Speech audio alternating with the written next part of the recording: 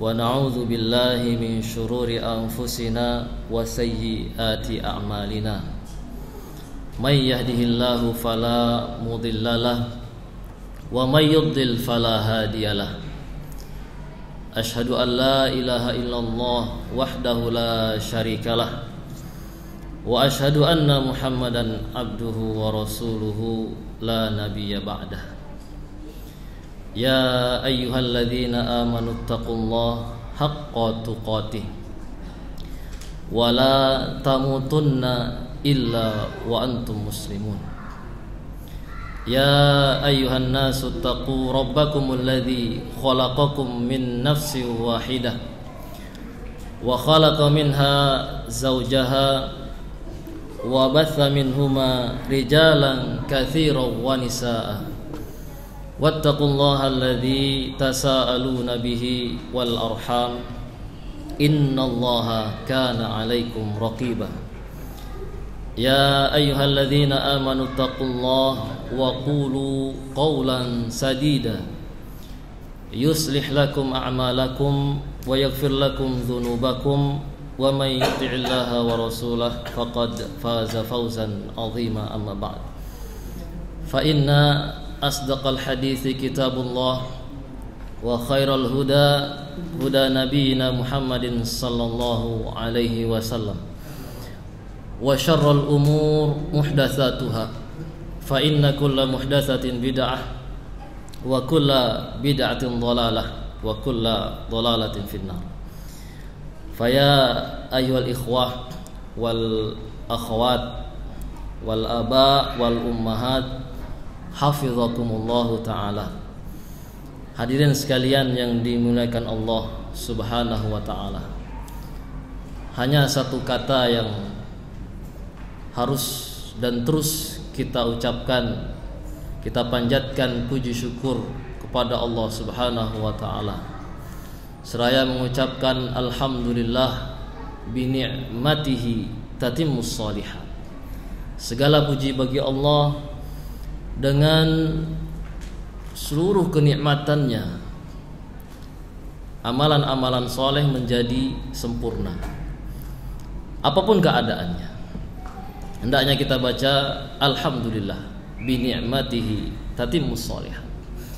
Walaupun kadang dalam satu keadaan kita mengucapkan alhamdulillah ala kulli hal, dalam perkara yang kita rasakan itu kurang bisa dirasakan merupakan kenikmatan, kita tetap mengatakan alhamdulillah, alhamdulillah ala kulli hal.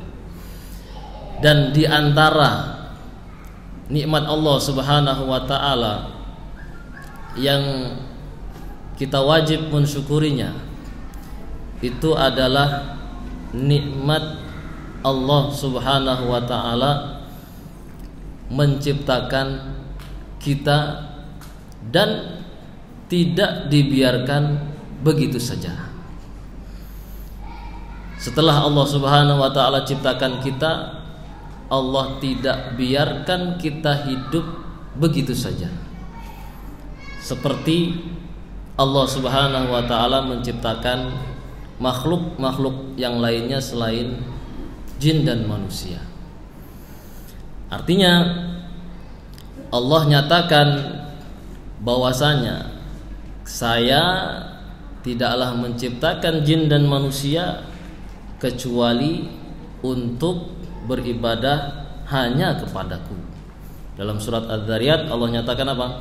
Wa ma khalaqtul jinna wal insa illa liya'budun. Saya tidaklah menciptakan jin dan manusia kecuali untuk beribadah hanya kepadaku saja.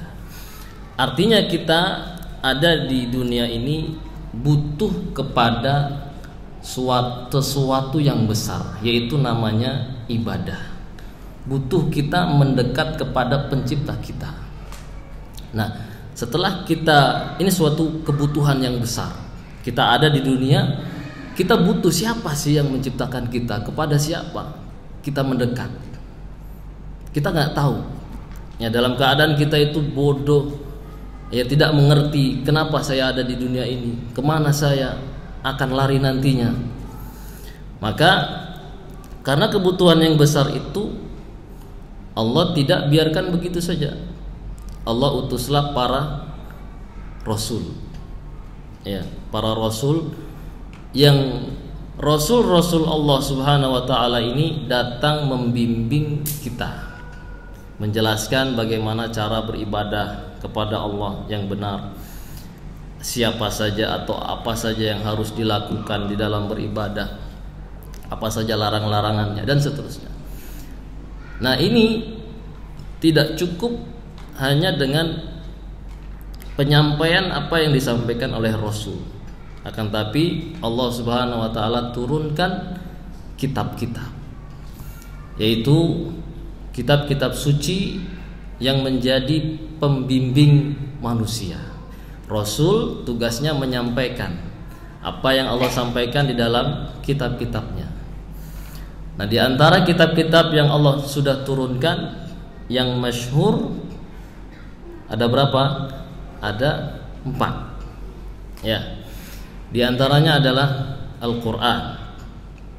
Kemudian Injil, Taurat, Zabur, dan kitab-kitab yang lainnya, suhuf-suhuf yang lainnya.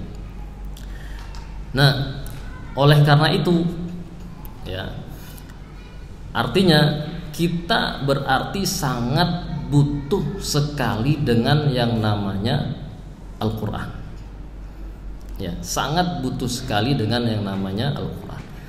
Dan untuk mendapatkan Al-Quran, kita butuh perantara antara Allah dan kita, yaitu diutuslah para rasul. Ya, diutuslah para rasul. Kenapa demikian? Ya, karena kita adalah manusia yang diciptakan dalam keadaan bodoh, tidak ngerti apa-apa. Kita mau kemana setelah kita diciptakan, mau apa? Ya, tidak ada yang tahu. Nah, terbukti kebodohan manusia ketika ya ada sesuatu yang membuat dia kagum, ya dia kira itu sesuatu yang punya pengaruh besar, dia akan mendekat ke sana. Ya, dia lihat misalnya, oh itu matahari. Dia lihat matahari begitu besar, begitu kuasa, sampai ada yang mau menyembah matahari. Ya. Dia lihat kuburan, lihat orang manusia biasa padahal sebenarnya sama seperti mereka. Cuma dia lihat itu orang punya kedekatan kepada sesuatu zat misalnya. Maka dia rela untuk mendekat kepada orang itu walaupun sudah mati. Nah, ini kebingungan namanya, ya kan? Bingung, ada yang ke sana, ada yang ke sini, menunjukkan kebodohannya manusia. Maka Allah datang memerintahkan kepada para rasul untuk mengatakan u'budullah wala tusyriku bihi syai'a. Sembahlah kalian Allah saja, jangan kalian sekutukan kepada Allah. Artinya yang lain tidak bisa untuk kalian mendekat kepadanya. Hanya kepada Allah saja yang kalian dekat kepadanya. Maka tidak heran nanti kalau kita tadabburi Al-Qur'an, itu isinya, ya, isi Al-Qur'an itu para ulama bisa menyatakan seluruh isi Al-Qur'an itu kaitannya dengan tauhid. Percaya enggak? Ya, seluruh Al-Qur'an dari awal sampai akhirnya itu kaitannya dengan tauhid. Ya, kaitannya dengan tauhid. Kalaupun ada misalnya yang berkaitan dengan hukum, ya, hukum, pasti itu adalah hukum-hukum yang dia membawa kepada hukum tauhid, ya, keadilan Allah Azza wa Jalla. Kisah-kisahnya itu berputar pada kisah-kisah para nabi yang mendakwahkan tauhid dengan musuh-musuhnya, ya, yang melawan tauhid. Itu kisah-kisahnya seputar itu. Semuanya terkait dengan tauhid. Maka dari itu setiap ayat kalau kita bawakan ayat itu, kita baca, kita harus bisa membawanya kepada tauhid. Ayat apa saja, ya, ayat apa saja kita harus bisa membawanya kepada nilai-nilai tauhid, ibadah hanya kepada Allah Azza wa Jalla. Nah, itu menunjukkan sangat pentingnya yang namanya Al-Quran. Dan kita, ya, itu orang Ajam, bukan orang Arab. Sedangkan Al-Quran turun berbahasa Arab. Orang Arabnya sendiri, ya, orang Arabnya sendiri, ketika datang Al-Quran itu mereka, ya, sebagian besar dari ayat-ayat Al-Quran memang mereka langsung paham, ya, langsung memahaminya. Tapi ada beberapa ayat yang memang butuh penjelas, ya, butuh penerang dari orang yang paham. Karena kan nilai pemahaman orang berbeda-beda. Ketika dibacakan ayat, ada yang pahamnya A, ada yang pahamnya B. Nah, maka butuh yang namanya tafsir. Nah, tafsir dari siapa? Kan gitu. Apakah semua dari orang masing-masing berhak untuk mentafsirkan ayat? Ya, ternyata kalau semua berarti nanti timbul banyak pemahaman. Ya, ada yang kalau ayat ini saya paham saya begini, ya, ayat itu paham saya begitu. Maka untuk menyatukan pemahaman, ya, untuk menyatukan pemahaman itu kita ambil dari yang paling paham tentang Al-Quran. Siapa yang paling paham tentang Al-Quran? Rasulullah, kan jelasnya Rasulullah. Ini Rasul jelaskan, ya, pada beberapa ayat yang Rasul langsung jelaskan. Oh, ini maknanya kepada para sahabat. Ada yang tidak, ya, ada yang para sahabat itu diberikan kemampuan pemahaman, ya, untuk memahami ayat Al-Quran dengan melihat kondisi ketika itu, ya, melihat kondisi ketika turunnya Al-Quran. Sehingga orang yang paling paham setelah Rasul siapa? Para sahabat Nabi. Maka para mufassirun itu berupaya, ya, semua yang ahli-ahli tafsir berupaya rujukan utama mereka dari tafsiran-tafsiran itu adalah kepada para sahabat. Bagaimana para sahabat memahaminya. Dan ini kita perlu tahu. Dan perlu ada riwayat-riwayat yang sampai ke sana. Makanya tidak heran nanti ada tafsir-tafsir yang membahas riwayat-riwayat penafsirannya. Oh, ini dari ayat ini kalau bunyi seperti ini, tafsirannya dari sahabat Ibnu Abbas seperti ini. Riwayat saya sampai ke Ibnu Abbas adalah ini. Disebutkan sanadnya oleh mufassir. Ya, disebutkan sanadnya oleh para mufassir sampai kepada para sahabat.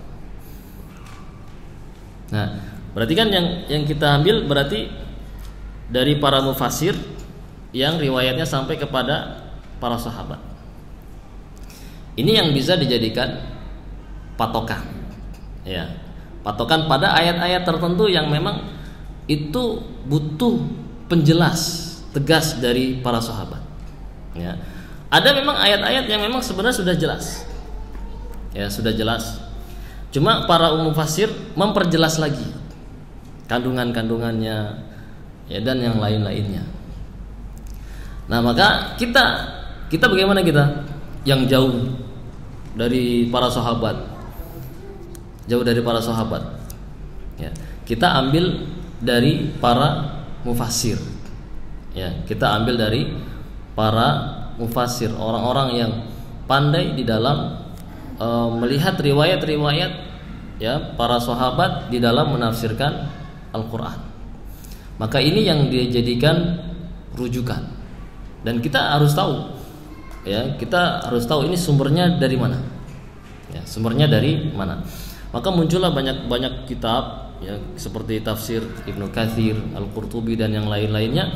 Itu mereka, ya, berupaya untuk membuka ya, menjelaskan ini loh riwayatnya seperti ini, ya, sangat terbuka mereka, ya, sangat terbuka, sehingga orang-orang yang datang belakangan bisa melihat, oh ini dari sini jalurnya jelas, ya, jalur ilmunya jelas, itu dari para mufassirin. Nah, kita yang jauh, bagaimana yang jauh dari jarak mereka, ya, itu kita alhamdulillah para mufassirin sudah ada yang menyimpulkan, ya, menyimpulkan dari tafsiran-tafsiran yang ada, itu kesimpulannya seperti ini. Nah, jadi ada mufassir yang memang tugasnya menyimpulkan, kesimpulannya seperti ini, ya. Ada yang memang mereka mentafsirkan cuma sekedar menyebutkan lafadznya saja tanpa menyebutkan riwayat, ya, tanpa juga menyebutkan ini tafsir dari siapa. Pokoknya ditafsirkan tafsirnya seperti ini, ya, tanpa menyebutkan riwayat-riwayatnya sampai ke para sahabat untuk meringkas, ya, untuk meringkas. Nah, alhamdulillah, ya, setelah kita lihat-lihat, ya, beberapa tafsir yang ada, itu tafsir yang paling mudah bagi kita, karena kan kebutuhan kita apa? Kebutuhan kita sekarang yang paling pentingnya, paling urgentnya apa? Kebutuhan tentang makna, ya kan? Makna dari ayat ini apa? Ya, kesimpulannya apa? Itu aja. Kalau untuk masalah riwayat sudah ada tertuliskan dalam kitab-kitab tafsir yang besar. Ya. Mungkin kalau kita mau baca kitab-kitab tafsir itu satu persatu, ya, dari riwayat-riwayat yang ada, dengan majelis sebulan sekali misalnya, atau setahun sekali, nggak selesai. Seminggu sekali pun anak yakin nggak selesai, gitu kan. Nah, bagaimana kita bisa mengambil semua dengan waktu yang singkat? Itu juga sudah dipikirkan para ulama, ya, bagaimana sih Al-Quran ini bisa sampai ke manusia, dipahami dengan benar dengan waktu yang tidak terlalu lama. Nah, maka muncullah para ulama mufassir yang memang dia menyimpulkan. Nah, diantaranya apa yang di hadapan saya ini, ya, ini adalah kitab namanya Taisir Al-Karimir Rahman, ya, fi tafsir kalamil Mannan, atau disingkat dengan tafsir As-Sa'di, singkatannya tafsir As-Sa'di, karena pengarangnya, ya, adalah Asy-Syaikh Abdurrahman bin Nasir As-Sa'di. Jadi dikenal dengan tafsir As-Sa'di, seperti tafsir Ibnu Katsir, ya, pengarangnya, ya, karena pengarangnya adalah Ibnu Katsir, ya, itu dinisbahkan kepada pengarangnya sendiri, ya, pengarangnya sendiri. Nah, yang ada di hadapan kita ini setebal apa ini? Nah, ini kalau tulisannya besar, ya, mungkin setahun selesai kita baca. Tapi kalau kita buka, ini tulisannya kecil dan bukan satu kolom, tapi berapa kolom ini? 3 kolom, ya, 3 kolom. Tulisannya kecil-kecil. Kalau kita baca satu persatu, nggak tahu berapa tahun, ya, tapi insya Allah selesai kalau dengan izin Allah Subhanahu wa ta'ala memberikan taufik dan hidayahnya pada kita untuk membacanya dengan rutin, ya, itu insya Allah selesai. Nah, makanya kami tuliskan kembali, ya, kami ketikkan kembali itu yang di tangan antum itu hasil salinan, ya. Jadi kalau ada salah-salah ketik, nanti kita rujuk ke sini. Itu di covernya aja ada salah tulis, ya, karena yang nulis cover bukan saya, itu tukang fotokopinya yang nulis cover, ya. Jadi kesalahan nggak boleh dikasihkan ke saya. Itu yang salah tukang fotokopinya, ya. Saya nggak bikin covernya. Nanti kalau ada kesalahan, ya, ini ada yang kitab aslinya, jadi nanti kita kembali ke sini, ya. Dan kita langsung saja ya, kita langsung saja, nggak terlalu panjang lebar ya. Kita langsung ke muqaddimah dari pengarang, atau bahasa Arabnya muqaddimatul muallif, pendahuluan dari pengarang, yaitu Asy-Syaikh Abdurrahman Ibn Nasir As-Sa'di rahimahullahu ta'ala. Ini termasuk ulama besar di Saudi yang beliau betul-betul semangat mengajarkan Al-Quran ya. Beliau lebih banyak berkecimpung di dalam Al-Quran ya, semangat mengajarkan Al-Quran ya, tafsir-tafsirnya dan yang berkaitan dengan Al-Quran ya, berkaitan dengan Al-Quran. Ini beliau hidup ya sekitar 100 tahun sebelum kita ya. Ya. Jadi beliau menulisnya ini di tahun 1342.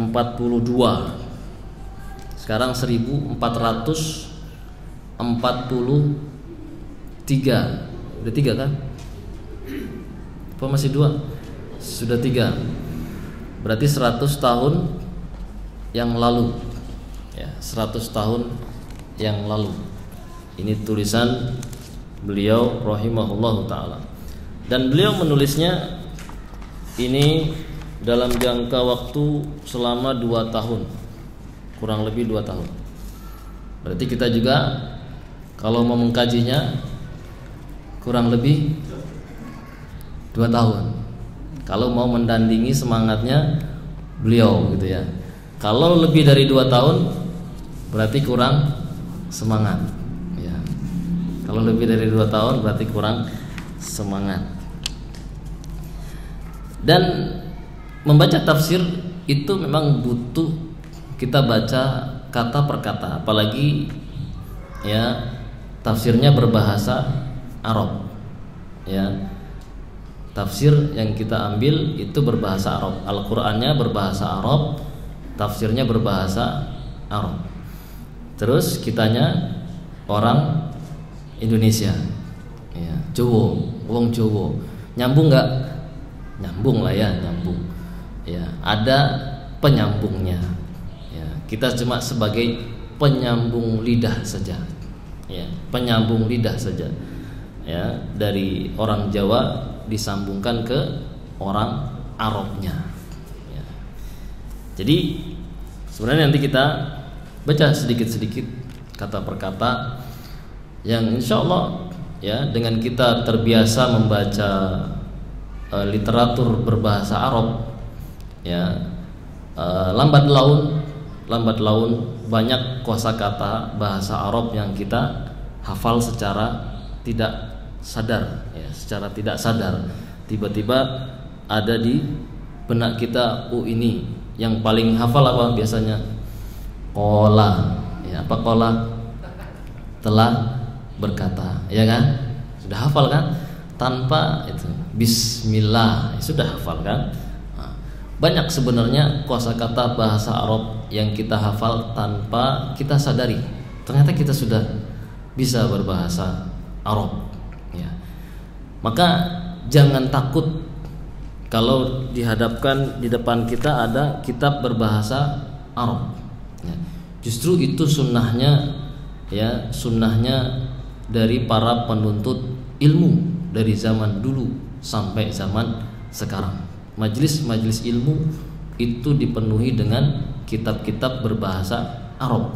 Walaupun yang belajar gak bisa bahasa Arab ya, tetap mereka dituntun untuk mengikuti pelajarannya ya dengan berbahasa Arab. Dan mengaji ya, mengaji dengan membawa kitab dan membawa alat tulis itu adalah kajian yang paling bagusnya dibandingkan kalau kajian dengan istilahnya cipeng ya, ngaji kuping ya. Kenapa? Karena alat yang ada pada kita semakin berkurang ya. kekuatan hafalan yang ada pada kita tidak sama seperti ulama-ulama zaman dulu. Kalau dulu mereka cukup mendengar, itu pun mereka semangat sekali untuk menulis. Kalau kita lihat, maka kita di dalam bermajlis siapkan alat tulis, catat, ya, catat. Karena ilmu itu, kata mereka, apa semboyannya, ilmu itu adalah binatang buruan. Ya, maka ikatlah binatang buruan kamu dengan tulisan, ya, dengan tulisan. Tapi langsung saja kita masuk, dari tadi yang belum masuk ya. Udah 6:30. 6:30 ya. Tapi kata beliau, Bismillahirrahmanirrahim. Mau pelan apa cepat? Slow. Pelan bisa, cepat bisa. Loh, masalahnya kan sudah ahli-ahli pegang kitab semua kan. Jadi ya. Iya toh? Iya, kitab-kitab kan udah pada khatam semua. Jadi saya juga mau lambat-lambat nanti tersinggung, kasihan. Nah, ya. Baik. Bismillahirrahmanirrahim. Alhamdulillah alladzi anzala ala abdihil furqana al-fariqa bainal halali wal harami was-su'ada'i wal ashqiya'i wal haqqi wal batili. Jadi metodenya ana baca bahasa Arabnya sambil antum harokati. Itu sudah ana contohkan ya. Di baris pertama di harokati, baris berikutnya setelahnya sengaja ana ndak harokati. Kenapa? Karena capek ya ngarokatinnya. Ana pikir oh jamaahnya juga bisa nulis, ngapain diharokati kan gitu ya. Itu cuma pancingan aja. Baris pertama pancingan. Alhamdulillah, segala puji bagi Allah yang anzala, telah menurunkan, ala abdihi, kepada hambanya, yaitu Nabi Muhammad. Nabi Muhammad dikatakan abdun, itu adalah gelar yang spesial. Seorang kalau sudah dibilang Abdullah oleh Allah, ya, abdi, ya, maka itu adalah orang yang paling Allah cintai, ya, paling Allah cintai. Al-Furqan, Allah turunkan Al-Furqan, ini nama lain dari Al-Quran. Al-Furqan, kenapa dia disebut Al-Furqan? Lihat berikutnya. Al-Furqan adalah Al-Fariqa bainal halali wal haram, yaitu dia membedakan antara yang halal dan yang haram. Menjelaskan ini loh yang halal, ini yang haram. Jelas, sangat jelas. Was-su'ada'i wal ashqiya, karena Al-Quran juga membedakan antara orang-orang yang berbahagia siapa saja, wal ashqiya, dan orang-orang yang tidak bahagia, orang-orang yang celaka, ashqiya. Wal haqqi wal batil, dan membedakan antara yang benar dan yang batil. Sebenarnya jelas ya, di Al-Quran itu sangat jelas, ini yang benar, ini yang batil. Loh kok banyak yang batil jadinya? Misalnya ada orang yang memahami Al-Quran, kok dia jadi batil? Bukan Al-Qurannya yang jadi batil, dianya yang salah memahami ya. Sebenarnya Al-Quran itu pembeda ya. Ini yang benar, ini yang salah. Sudah sangat jelas jalan-jalannya bagi orang yang memang memahaminya dengan pemahaman yang benar ya, sangat jelas. Makanya disebut dengan Al-Furqan. Nah ini secara tidak langsung ya, beliau sedikit-sedikit menggambarkan Al-Quran itu seperti apa. Fungsinya apa? Agar kita itu terbayang, oh ternyata Al-Quran begitu besar ya faedahnya. Nah, sehingga nanti kita semangat. semangat ingin bisa baca Quran, menghafalnya, ingin tahu tafsirnya dan seterusnya.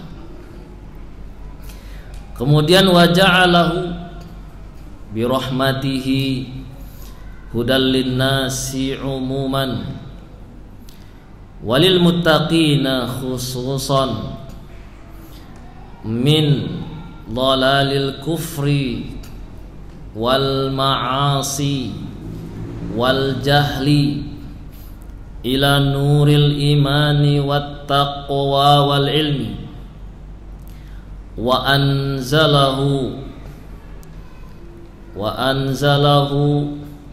shifaan lis suduri. Itu akhir-akhirnya, kalau malas ngarokatin depannya, harokatin akhirnya. Antum kalau pandai mengharokati akhirnya, dikira jadi ahli nahwu. Wih, mantap ini ustadz ini. Ya, bisa baca sampai akhirnya. Itu tanda dia sudah belajar nahwu. Ya. Wa shifaan, sampai mana tadi? Anzalahu shifaan lis suduri min amradis syubuhati wasyahawati wa yahsulu bihil yaqinu wal ilmu fil matalibil aliyati wa shifaan lil abdani min amradiha wa ilaliha wa alamiha wa saqamiha. Dan Allah jadikan Al-Quran birahmatihi, dengan rahmatnya Allah, dengan kasih sayangnya Allah, Allah jadikan Al-Quran itu hudan linnas. Ini lagi keutamaannya lagi, dia adalah petunjuk bagi manusia umuman, secara umum, walil muttaqina khususan, dan petunjuk bagi orang-orang yang bertakwa secara khusus. Petunjuk dari apa ini? Petunjuk untuk apa? Petunjuk untuk min dhalalil kufri, untuk mengetahui dari kesesatan kekufuran. Ini namanya kufur. Wal ma'asi, dari kemaksiatan. Ini kemaksiatan-kemaksiatan seperti ini. Wal jahli, dan dari kebodohan. Petunjuk dari itu ila nuril iman, menuju nuril imani, nur cahaya, al iman keimanan, wat taqwa wal ilmi, ketakwaan dan ilmu. Jadi membawa Al-Quran itu sebenarnya membawa manusia dari yang namanya dia tadinya kafir, sering maksiat, bodoh, menjadi orang yang beriman, kemudian menjadi orang yang bertakwa, menjadi orang yang paham apa-apa, paham banyak pengetahuan. Wa anzalahu shifaan lis-sudur, dan Allah turunkan Al-Quran shifaan, sebagai obat, lis-suduri, untuk dada ini. Shifaan lis-sudur min amradis syubuhat, dari penyakit-penyakit syubuhat. Syubuhat itu kesalahpahaman di dalam memahami, kerancuan di dalam memahami. Wasyahawat, dan penyakit-penyakit syahwat, syahwat duniawiyah, keinginan-keinginan duniawiyah. Jadi dengan Al-Quran itu nanti bisa jadi obat untuk orang yang punya syubhat, yang di pikirannya itu banyak pikiran-pikiran yang keliru. Ya, dengan membaca Al-Quran, insya Allah jadi jelas. Wasyahawat juga sebagai obat dari syahwat. Baik, saatnya adzan isya ya. Fadhal.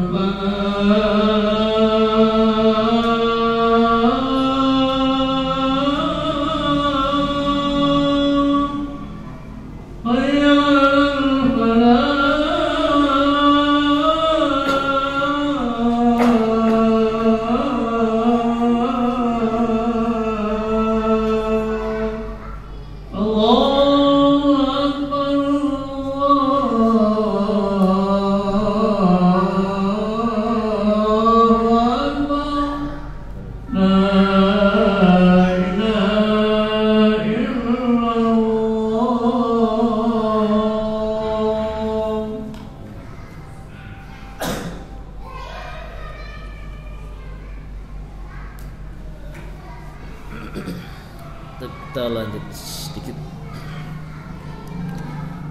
Jadi beliau jelaskan Al-Quran itu obat. Pokoknya kalau ada yang sakit itu Al-Quran jadikanlah sebagai obat ya.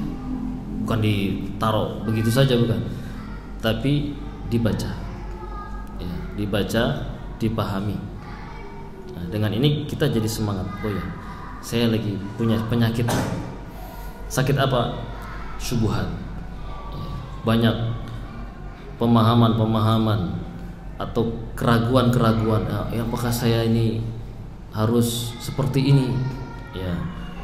Tentang keimanan ini biasanya banyak keraguan-keraguan ya, kemalasan di dalam pelajari agama. Itu biasanya ada namanya syubhat ya, dalam pikirannya dia. Wasyahwat, dan juga penyakit syahwat, keinginan duniawiyah, sangat cinta kepada dunia ya, sangat cinta kepada dunia. Maka obatnya dengan banyak melihat, membaca Al-Quran.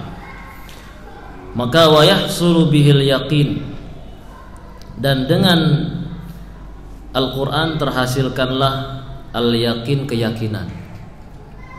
Kita jadi yakin. Yang tadinya ragu, ini syubhat itu penyebab keraguan ya, syubhat itu penyebab keraguan.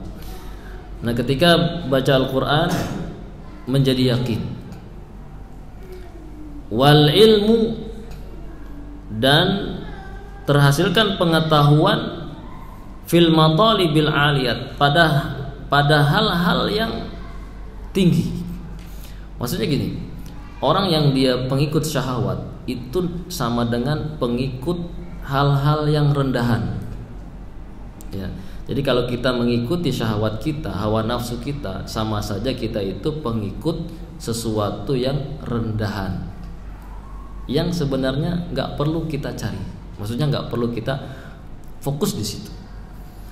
Nah, setelah membaca Al-Quran kita akan paham, oh ini yang harus kita cari. Ya. Ini yang lebih kita harus fokuskan daripada hal yang rendahan ini. Jadi kita bisa bedakan, oh ini yang rendah, oh ini yang tinggi. Ya. Kita harus cari sesuatu yang nilainya tinggi. Nah itu. Jadi terhasilkan keyakinan dengan Al-Quran, terhasilkan dengan Al-Quran itu pengetahuan tentang hal-hal yang harus kita cari. Apa saja yang harus kita fokus di situ, semangat di situ, berkorban untuknya. Dan kita tahu nanti apa saja yang harus kita nggak terlalu fokus di situ. Ya, dijadikan sekedarnya saja. Ya, dijadikan sekedarnya saja. Kemudian wasyifaan lil abdan. Nah, ini juga Al-Quran bisa jadi obat bagi badan kita, jasad kita. Min amradiha, dari penyakit-penyakitnya, segala macam penyakit. Ya, segala macam penyakit. Wa ilaliha, dan cacat-cacatnya. Wa alamiha, sama ini alam sakit-sakitnya, rasa sakitnya. Wa saqamiha, juga sama sakit-sakitnya. Makanya kami juga ya, ketika ada para penuntut ilmu atau istilah lainnya santri, ya, santri kita itu kalau mengeluhkan sakit, ya, itu sebenarnya dia sedang tidak fokus dengan pelajarannya, dengan Al-Quran. Ya. Maka obatnya adalah terus paksa diri kita untuk baca Al-Quran. Ya. Paksa diri kita untuk mentadaburi Al-Quran. Itu kita sedang sakit itu sebenarnya ada gangguan sisi dari gangguan syaitan. Ya. Maka sakit apapun penyakitnya, kita fokuskan baca Al-Quran.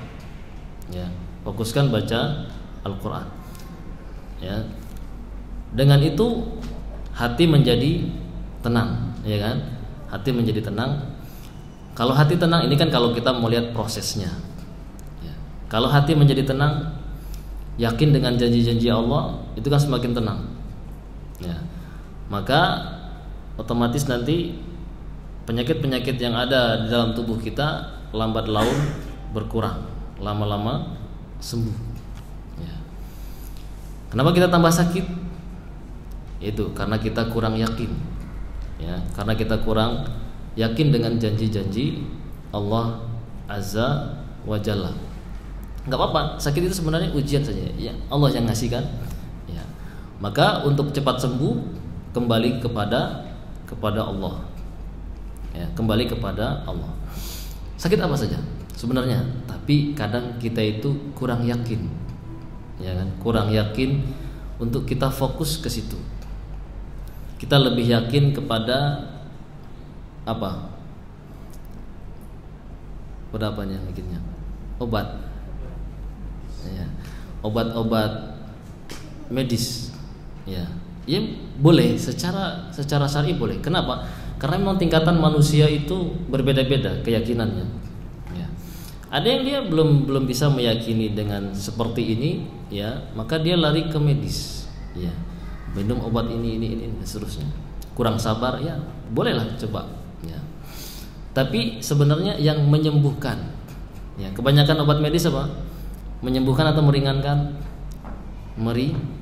Meringankan saja. Tapi kalau mau sembuh dari penyakit ini, ya, fokus belajar, ya, belajar Al-Quran. Apalagi para penuntut ilmu, dia sehari-harinya sakit,